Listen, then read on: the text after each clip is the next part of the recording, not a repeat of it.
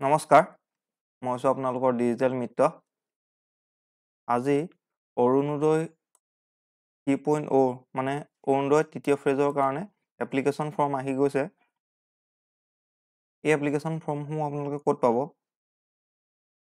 আৰু এপ্লিকেশ্যন ফৰ্মসমূহ কেনেকৈ এপ্লাই কৰিব লাগিব এই ভিডিঅ'টোত মই ডিটেইলছ ক'ম। এতিয়া প্ৰথম কথাটো হ'ল এপ্লিকেশ্যন ফৰ্মখন কোনে কোনে এপ্লাই কৰিব লাগিব। এপ্লিকেশ্যন ফৰ্মখন যিসকলে পাই আছে আৰু যিসকলে নতুনকৈ পাবৰ বাবে আবেদন কৰিব, কেটেগৰীৰ মানুহে এই এপ্লিকেশ্যন ফৰ্মখন ফিল আপ কৰিব লাগিব।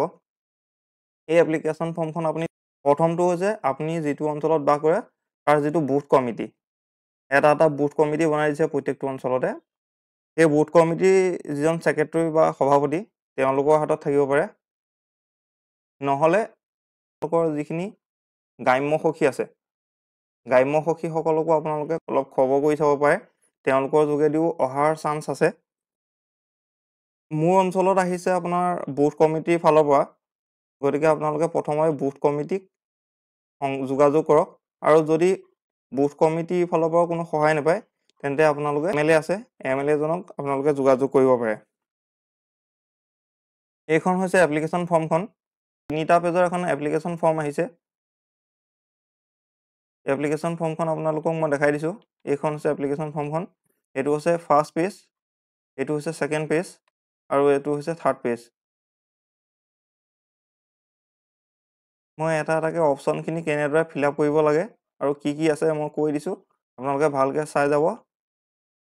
পুৰাওঁতে ভুল নকৰিব, কাৰণ এজনৰ কাৰণে মাত্ৰ এখন এপ্লিকেশ্যন ফৰ্মহে আহিছে, গতিকে এপ্লিকেশ্যন ফৰ্মখিনি পুৰাওঁতে আপোনালোকে ভুল নকৰিব। ইয়াত এটা প্ৰথম ইউনিক কোড দেখিব, এই ইউনিক কোডটো আপোনালোকে চেক কৰিব, ইউনিক কোডটো আপোনালোকৰ ফৰ্মখনত আছে নাই, নহ'লে এখন গ্ৰহণযোগ্য নহ'ব। ইয়াত এটা ইউনিক কোড থাকিব 8টা সংখ্যা, মই 2টা সংখ্যা ইয়াত ঢাকি দিছোঁ। এটা প্ৰথম আছে RUN existing beneficiary under Orunodoi scheme. আপুনি অৰুণোদয় স্কিম আগৰ পৰা পাই আছেনে সুধিছে, যদি অৰুণোদয় পাই আছে তেতিয়া ইয়াত yes টিক কৰিব, নহ'লে নোট উদ্ধচিন দি দিব। ইয়াতে আপোনাৰ ৰেচন কাৰ্ডৰ নম্বৰটো লিখিব লাগিব।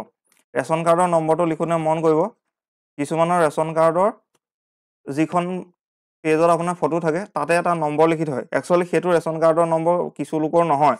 ৰেচন কাৰ্ডৰ নম্বৰটো 181000 এনেকুৱা ধৰণৰ এটা দীঘল নম্বৰ থাকে। সেই ৰেচন কাৰ্ডৰ নম্বৰটো সঠিককৈ দিব, কাৰণ ৰেচন কাৰ্ডৰ নম্বৰটো যদি ভুল হয় আপোনাৰ অৰুণোদয় এপ্লিকেশ্যনখন কেঞ্চেল হ'ব। গতিকে ৰেচন কাৰ্ডৰ নম্বৰটো যদি আপোনালোকে নাজানে তেন্তে আপোনালোকৰ যিখন সমবায় দোকান আছে তেওঁৰ সমবায় দোকানৰ মালিকজনক সুধিব, তেওঁৰ হাতত সকলোৰে ৰেচন কাৰ্ড নম্বৰ থাকে, তেওঁ দি দিব।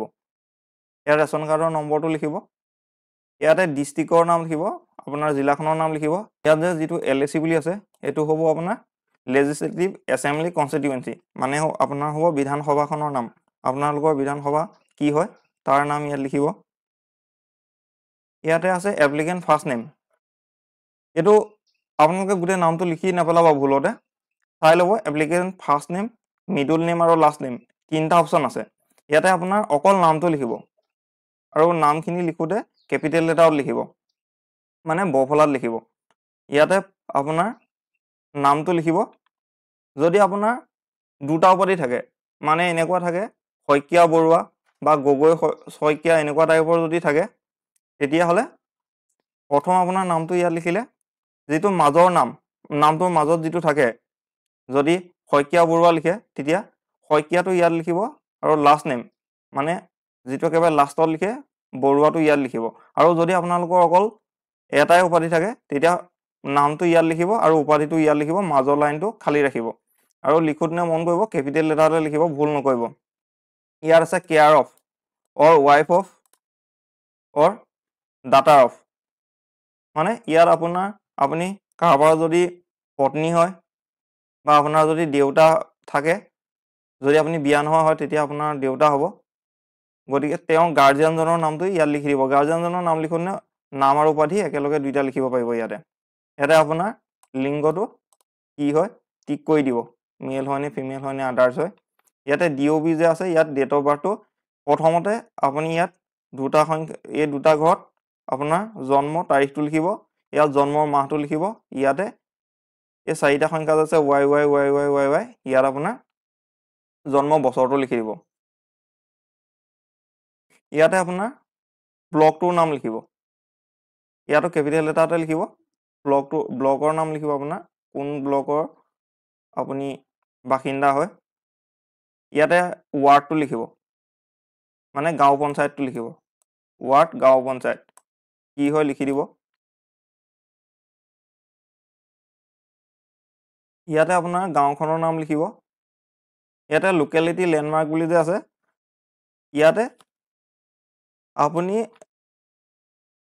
যিটো অঞ্চলত বাস কৰে তাৰ লোকেল কিছুমান নাম থাকে, সেই লোকেল নামটো মানে ৰেভিনিউ গাঁওখনৰ নাম বেলেগ থাকে, কিছুমান জেগাত লোকেল নামটো বেলেগ থাকে। সেই লোকেলিটিত কি নাম চলে সেইটো আপুনি লিখিব পাৰে। আৰু যদি তেনেকুৱা নাম নাথাকে, এই গাঁওখনৰ নামটো ৰেভিনিউ গাঁওখনেই হয়, তেতিয়াহ'লে ইয়াত আপোনাৰ ঘৰৰ ওচৰত থকা নামঘৰ, স্কুল, মন্দিৰ, মছজিদ এনেকুৱা কিবা যদি ডাঙৰ কিবা অনুষ্ঠান থাকে, তাৰ অনুষ্ঠানৰ নামটো আপুনি ইয়াত লিখি দিব পাৰে। সেইটো লেণ্ডমাৰ্ক বুলি কয়।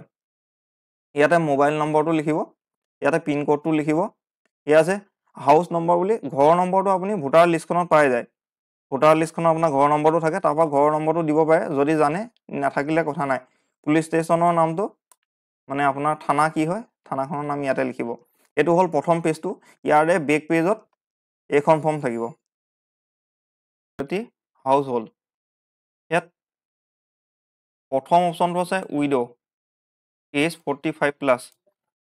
উইড' মানে হ'ল বিধৱা। যদি আপুনি বিধৱা হয় তেতিয়া ইয়াত শুদ্ধ চিনটো দি দিব। যদি দিব্যাংগজন মানে হ'ল যদি আপুনি স্পেচিয়েলি এবল মানে বিকলাংগতা থাকে আপোনাৰ, তেতিয়াহ'লে ইয়াত টিক কৰিব। ডিভ'ৰ্চ উইমেন 45+, 45 বছৰ ওপৰ যিখিনি ডিভ'ৰ্চ মহিলা আছে, মানে বিবাহ বিচ্ছেদ হোৱা, তেওঁলোকে ইয়াত টিক কৰিব। Women AAY beneficiary. Women AAY beneficiary মানে হ'ল অন্তঃউদয় অন্ন যোজনা যিখিনি আছে, মানে ৰেচন কাৰ্ড যিসকলৰ আছে, ৰেচন কাৰ্ডৰ বেনিফিচাৰীসকলে ইয়াত টিক কৰিব। আনমেৰিড উইমেন, বিয়া নোহোৱা মহিলাসকল যিসকলৰ বয়স 45 বছৰ ওপৰত হৈ গৈছে, তেওঁলোকে ইয়াত টিক কৰিব। Deserted women living in government registered old age home, যদি আপুনি বৃদ্ধাশ্ৰমত থকা মহিলা হয় তেতিয়াহ'লে ইয়াত টিক কৰি দিব। Women whose composite household income less than 2 lakh per annum, যদি 2 লাখ ইনকামৰ তলৰ ঘৰৰ মহিলা হয়, মানে বিল' পভাৰ্টি লেভেলৰ হয়, BPL হয়, তেতিয়াহ'লে ইয়াত টিক কৰি দিব। ডেষ্টিটিউট উইমেন লিভিং অন আৰ্মছ, এইটো মানে হৈছে যিখিনিয়ে খুজি মাগি খায়, মানে বেলেগৰ দান বৰঙণিৰ ওপৰত যিখিনিয়ে বসবাস কৰি থাকে, তেওঁলোক যদি হয় এইটোত ক্লিক কৰি দিব। যিটো আপুনি পৰে তাতে টিক কৰি দিব। বছ অকল এটাত কৰিলেই হ'ব, যিটো কেটেগৰীত আপুনি পৰে সেইটো টিক কৰি দিব। ইয়াৰ পিছত আহিলে bank account details of the applicant. ইয়াতে বেংক একাউণ্ট নাম্বাৰটো লিখিব। ইয়াতে বেংক নেমটো লিখিব, মানে কি বেংক হয়, SBI হয়নে, পাঞ্জাৱ নেশ্যনেল বেংক হয়নে, গ্ৰামীণ হয়নে, কি বেংক হয়, ইয়াত বেংকৰ নামটো লিখি দিব। ইয়াতে বেংক ব্ৰাঞ্চ নেম, মানে আপুনি কোনটো ব্ৰাঞ্চৰ হয়, মানে বোলে north Lakhimpur branch, Guwahati branch, মানে যিটো ব্ৰাঞ্চৰ হয় ব্ৰাঞ্চটো ইয়াত লিখি দিব, কোনটো ব্ৰাঞ্চ হয়। ইয়াতে IFSC কোডটো লিখি দিব। IFSC কোডটো বেংক পাছবুকখনৰ ওপৰতে থাকে, বেংক পাছবুকখনৰ একাউণ্টটোৰ ওচৰতে IFSC কোডটো থাকে। যদি IFSC কি হয়, গ্ৰামীণ আৰু ইণ্ডিয়ান বেংকৰ, মানে আগতে যিখিনি এলাহাবাদ বেংক আছিলে আৰু পাঞ্জাৱ নেশ্যনেল বেংকৰ, এই বেংককেইটাৰ IFSC কোডটো চেঞ্জ হৈছে। গতিকে আপোনালোকে যদি নতুন IFSC কোডটো পোৱা নাই, IFSC কোডটো এবাৰ চাৰ্চ কৰি ভালকৈ চাই ল'ব। IFSC কোডটো শুদ্ধকৈ ইয়াত লিখি দিব। Bank passbook front page attach, আপুনি বেংক পাছবুকৰ ফ্ৰণ্ট পেজটো লগত জেৰক্স কৰি দি দিব। যদি জেৰক্স কৰি দিব পাৰিব তেতিয়াহ'লে য়েছ লিখিব, আৰু যদি বেংক পাছবুকটো জেৰক্স কৰি দিব নোৱাৰে, এভেইলেবল নাই আপোনাৰ লগত, তেতিয়া নোট টিক কৰি দিব। যিমান পাৰে আপোনালোকে চেষ্টা কৰিব বেংক পাছবুকৰ ফ্ৰণ্ট পেজটো একাউণ্ট নাম্বাৰ, IFSC কোড, আপোনাৰ ফটো থকা পেজটো পাৰিলে দি দিবলৈ চাব। ইয়াতে কনচেণ্ট এণ্ড চেল্ফ ডিক্লেৰেশ্যন, ইয়াতে বেলেগ একো কৰিব নালাগে। ইয়াতে আধাৰ নাম্বাৰটো আপোনাৰ লিখি দিব। Consent for EPIC and ration card, ইয়াতে আপোনাৰ এপিক নাম্বাৰ মানে হ'ল ভোটাৰ নাম্বাৰটো, CDZ বা এনেকুৱা DTO এনেকুৱা টাইপৰ নাম্বাৰেদি ভোটাৰৰ নাম্বাৰ এটা ষ্টাৰ্ট হয়, সেই নাম্বাৰটো ইয়াত লিখি দিব। ইয়াতে চেল্ফ ডিক্লেৰেশ্যন চাইনত য়েছত টিক কৰি দিব।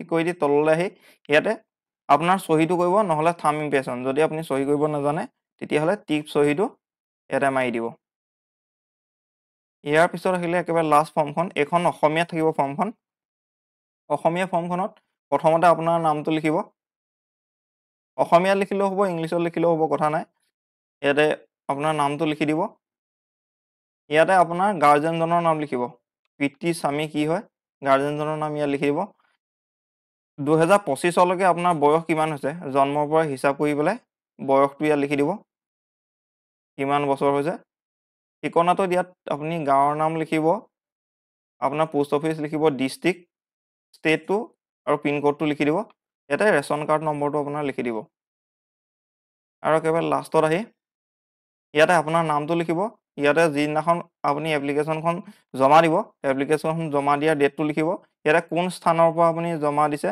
মানে আপোনাৰ গাঁওখনৰ নাম লিখি দিব আৰু আপোনাৰ ইয়াতে চহী এটা কৰি দিব নহ'লে থাম ইমপ্ৰেছন এটা লগাই দিব বছ ইমানখিনি আছিলে ফৰ্মখন এইখিনি আপোনালোকে শুদ্ধকৈ ফিল আপ কৰিব ধন্যবাদ এনেধৰণৰ ভিডিঅ' পাই থাকিবৰ কাৰণে চেনেলটো ছাবস্ক্ৰাইব কৰি ৰাখিব